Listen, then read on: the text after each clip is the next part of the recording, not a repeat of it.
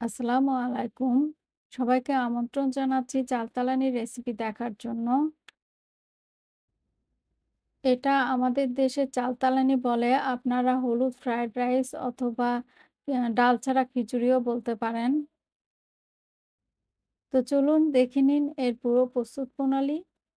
চুলায় একটা হাঁড়ি গরম করে এর মধ্যে দিয়ে দিচ্ছি ৪ টেবিল চামচ তেল। তেলটা একটু গরম হয়ে আসলে এর মধ্যে দিয়ে দিচ্ছি ১/২ চা চামচ গোটা জিরা। তেলের মধ্যে জিরাটা একটু ভেজে নিয়ে দিয়ে দিচ্ছি 1/3 কাপ পেঁয়াজ কুচি, রসুন কুচি দিয়ে দিচ্ছি ১ চা চামচ। পেঁয়াজ আর রসুনটা একটু নেড়ে-চেড়ে এর মধ্যে দিয়ে দিচ্ছি ২ টো তেজপাতা, টুকরো দারুচিনি আর ২ টো এলাচ। এলাচের মাথা দুটো ফাটিয়ে দিচ্ছি।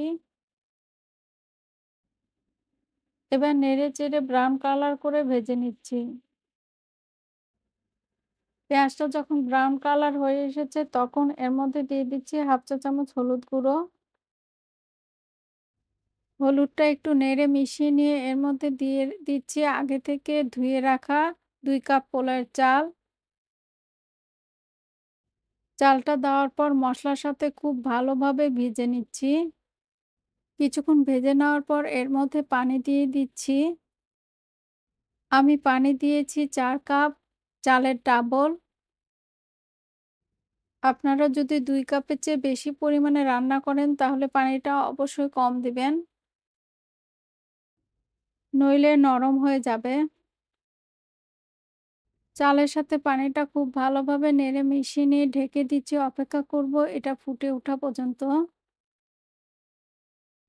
ভালোভাবে ফুটে উঠেছে, এখন এর মধ্যে দিয়ে দিচ্ছি আদা কুচি ১ চা চামচ,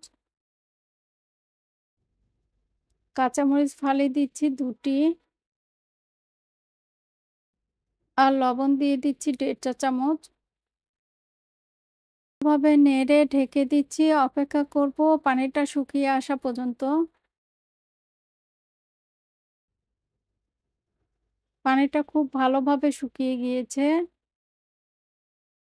এখন ভালোভাবে নেড়ে চুলাটা বন্ধ করে ঢেকে দিচ্ছি ১০ মিনিটের জন্য। ১০ মিনিট পর সার্ভ করে নিব।